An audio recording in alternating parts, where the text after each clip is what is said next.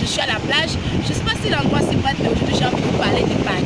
Oui, j'ai envie de vous parler d'économie, d'épargne, pour avoir une autre vie, pour avoir des changements dans notre vie, parce que les choses ne changeront pas si nous-mêmes nous ne changeons pas. Alors, on y va!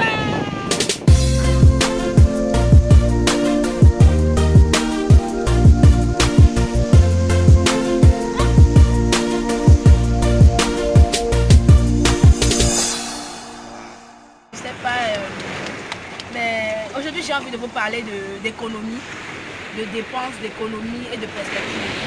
Alors j'ai toujours mon calcul avec moi parce qu'il y a toujours une idée que je veux noter qui me trotte dans la tête. Et aujourd'hui j'ai décidé de partager avec vous une idée qui me trotte dans la tête, comment nous pourrions faire des économies pour pouvoir voir autrement les choses. Voir autrement les choses, c'est-à-dire nos enfants sont en vacances et je ne sais pas comment ça se passe chez vous. Mais chez moi et autour de moi, les vacances, c'est souvent les enfants qui vont chez mes frères, ou alors une soeur, ou alors un oncle. On se permet parfois un week-end à Lomé, mais pas plus. Alors que ce dont je rêverais, c'est des vacances où on va au Ghana, pourquoi pas plus loin, où on prend des chambres d'hôtel, où on ne voyage pas pour rester chez un parent. Mais pour cela, eh bien, il faut de l'argent. Alors, comment avoir de l'argent pour faire ces choses lorsqu'on a un salaire? On a le salaire du Béninois moyen. C'est la question que je me suis posée et j'ai essayé d'y répondre et vous allez répondre avec moi. Alors, lorsque j'ai réfléchi à la question, je me suis dit une chose. Si vous voulez changer les choses, si vous voulez faire les choses autrement, si vous voulez avoir d'autres choses que vous n'avez pas aujourd'hui, il faudra forcément que vous puissiez faire les choses autrement. Alors, faire les choses autrement, c'est quoi? Votre salaire ne changera pas, à moins que vous ne changiez d'emploi. Ce qui va changer, ça va être vous. Ça va être votre façon d'aborder les questions financières. Alors la première chose, c'est qu'il faudra planifier. Il faudra planifier. Vous ne pourrez pas changer votre quotidien si vous ne planifiez pas. Je pense que la pire des choses qui pourraient nous arriver, c'est les dépenses spontanées, les dépenses qu'on fait sans grande réflexion, les dépenses qu'on fait sans grande décision, les dépenses qu'on fait sans les avoir planifiées. Et donc, il faudra planifier, il faudra que vous sachiez ce qui est important pour vous. Et là, je pense qu'il faudra beaucoup tenir compte des dépenses de souveraineté. Comme je le dis, écoutez, c'est comme si vous êtes un chef de ménage, mais que l'argent que vous dépensez dans votre maison venait de chez votre oncle. C'est comme si vous êtes un père de famille, mais que le loyer est payé par votre tante. Vous conviendrez avec moi que ce n'est pas vous le chef de votre ménage, mais c'est plutôt votre tante ou c'est plutôt votre frère. Alors je parle fort parce que, voilà quoi, c'est la mer, il y a le vent et tout. J'espère que vous m'entendez quand même. Vous allez essayer de mettre des écouteurs ou alors doser le volume de votre téléphone ou de votre ordinateur. Et donc, il y a les dépenses de souveraineté. Dans les dépenses de souveraineté, je mets le loyer. Si vous êtes encore en loyer, le loyer. Je mets dans les dépenses de souveraineté l'écolage des enfants, leur pension. Je mets dans les dépenses de souveraineté la popote. Je mets dans les dépenses de souveraineté toutes ces choses que nous devons forcément faire. Par exemple, l'électricité. Vous ne paierez pas la facture d'électricité parce que vous êtes de bonne humeur. Non, vous la paierez parce que sans cela, eh bien, vous n'aurez pas la lumière, tout simplement.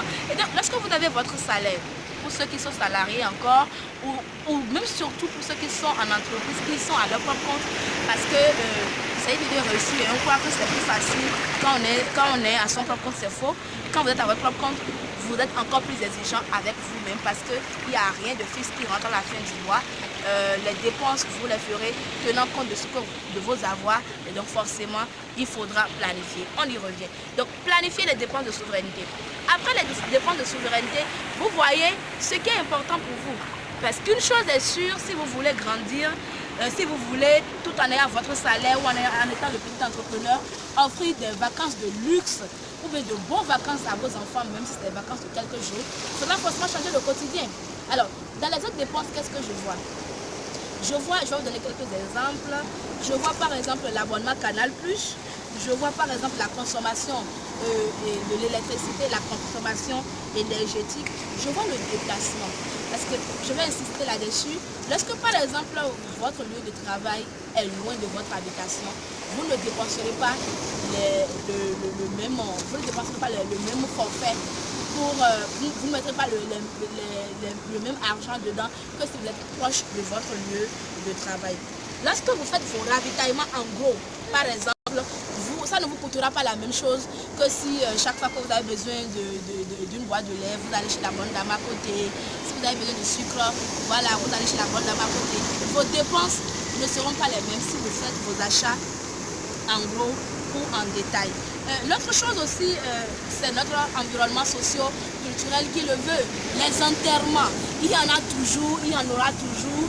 Et la plupart du temps, on vous demandera de prendre un tissu pour l'enterrement, de prendre un tissu d'enterrement. Alors évidemment, vous devez faire une enveloppe pour la personne qui a perdu son parent. Mais avec cela, si vous devez en plus acheter le tissu, le coudre, vous voyez forcément que ça fait un budget. Et si vous imaginez que vous avez peut-être 2 ou 3 de ces cas, je ne sais pas moi, par mois, vous imaginez que forcément ça fait un budget. Donc c'est à vous de planifier. J'aimerais aussi insister sur les achats divers. Le sac, le parfum, le téléphone. Écoutez, j'ai des amis qui se vantent d'avoir du Louis Vuitton, du Dolce Gabbana, qui veulent l'iPhone 7, l'iPhone 7 Edge, je crois que ça s'appelle, un truc comme ça. Mais si je me suis trompée, excusez-moi, hein. Ou alors mettez-moi la bonne annotation dans les commentaires. Je fais promener un peu ma caméra parce que le décor est beau, il est de ouf. Alors au lieu de voir que ma tronche, voilà quoi, ma caméra se promène un peu, vous pouvez voir un peu de tout. Et donc voilà, vous êtes en location, il vous faut une voiture, c'est votre déplacement. Mais est-ce que vous avez forcément besoin de la dernière Honda qui a la mode? Est-ce que vous avez besoin forcément de la dernière Kia? Est-ce que vous avez forcément besoin de la voiture sortie d'usine? C'est à vous de répondre à cette question. Vous faites votre abonnement Canal+. Alors, l'abonnement Canal+, je vais en venir. Vous travaillez toute la journée et vous avez peut-être Évasion ou Évasion Plus ou le tout canal. Quelque chose qui finalement va vous revenir, je ne sais pas moi, à 18 000 ou à 30 000 ou à 40 000 francs le mois, alors que vous ne passez pas beaucoup de temps devant la télévision. C'est à vous de voir ce qui est important pour vous. Ce qui est important pour vous, c'est d'économiser, c'est d'épargner pour pouvoir par exemple vous offrir de belles vacances. Peut-être que c'est le moment de vous asseoir avec votre épouse ou avec votre époux et de définir ce qui est important pour vous, c'est-à-dire qu'est-ce que vous devez sucrer, enfin, ou salé. Sucrer, c'est le domaine, le mot journalistique que nous disons pour dire supprimer. Donc, vous allez voir ce qu'il faudra supprimer dans votre budget pour pouvoir faire des économies. Parce que vous ne parviendrez pas à changer de vie si vous ne changez pas de comportement, votre attitude avec l'argent. Et pour changer votre attitude avec l'argent, il faudra forcément faire votre choix. Voilà. Je ne suis pas la seule. Je ne suis pas la seule qui est à la plage, donc forcément ça fait un peu de bruit. Ça fait un peu de bruit. Donc voilà, je ne sais pas si vous me suivez dans mes idées, mais moi mon objectif par exemple, parce qu'il faudra aussi avoir un objectif, vous épargnez pourquoi? Est-ce que vous épargnez parce que vous pensez aller à votre propre compte? Oui, c'est une super idée parce que pour aller à son propre compte, il faudra épargner. Et pour épargner, il faut mettre de l'argent de côté.